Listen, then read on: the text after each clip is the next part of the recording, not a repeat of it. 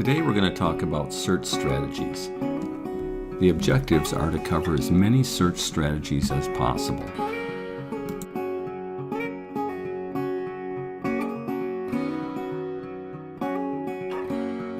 All of them have to do with the sequential search, which starts at the top or the bottom of an array and goes one value at a time. Here's an example.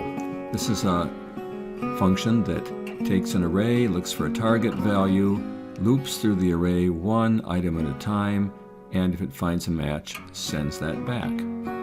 We could do this as a while loop. In the last example, it was a for loop. Here it's a while loop going through one at a time until it's covered all of the items. So let's start with our first one. Let's see if we can find all occurrences of a target value. The target value in this case is 48, and we have a data array. We're going to loop through this thing one item at a time. And if we had a function to do this, the function might be called count. We would send in data, the array, n, and the target. And you can see the signature line for that function. So how many times is this target in the array? We need a counter-controlled loop. That's a for loop. So how many times is it in there? We visit every element. I takes us down the array from element 0 to element n minus 1, and count will increment as we go.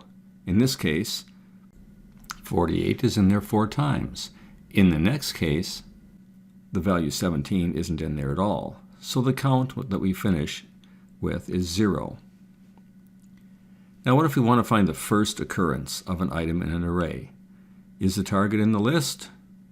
Where is it? We can answer those questions. First off, is the target in the list? Think about the algorithm. All you need to do is find the target. You can leave after that. So a Boolean value is fine. True or false? Yes, it is in the list. No, it isn't. A while loop is the best solution for this because it helps us leave right away. But here we have the loop. We've gone down. We have an if statement that says we found the target, but then how do we get out? The question is best addressed if we break it down into 2 parts. We want to search as long as we have places to look and as long as we haven't found the target. So we code those in the while loop. As long as I is less than n, we still have places to look, and the target is not the same as the one we're looking at, we haven't found it. Then we go on to the next one, add 1 to I. In this case, I gets to 4, and there we find a match. And at that point, the loop is over, and the value true goes back into found. In the next case, we can't find the value. Target is 14. I goes all the way to 10. The loop ends, and at that point, found remains false. So how do we find the first occurrence of an item in the list if it's in there more than once? Here's an example where the target value is in the array several times, and we want to leave as soon as we find the first occurrence. This is exactly the algorithm we were just using in the previous examples. It's a while loop. Just as before, as we search down the array for the target, when we find it, we return out of the loop, only this time we send back the location, not the value true. And if we can't find it, we send back -1 instead of the value false. If we want to find the last occurrence, the easiest way is to start at the bottom and work our way up. And so in this case, I starts at n minus 1, or 9. We search for the item we're looking for from the bottom up. We're lucky here, we found it right off the bat. And so I is 8, and we can send the value 8 back. What locations is the target value found in? This was a tough one because if it's possible for the target to be in there many times, we need to be able to store those.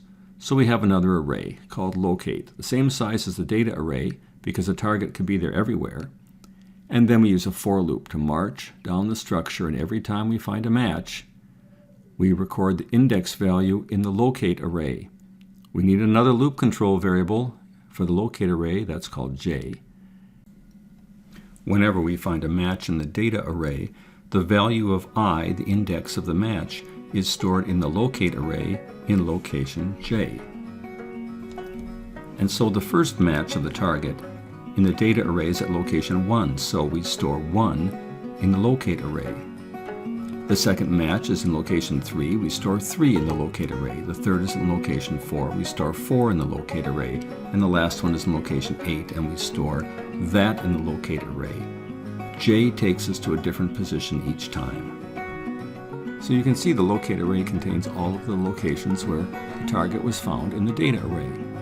And if the target wasn't in the data array, we simply wouldn't have anything in the locate array. J was 0 and would remain at 0. You can test these out on your own by going to Janus and making small programs. Thanks for watching. See you next time.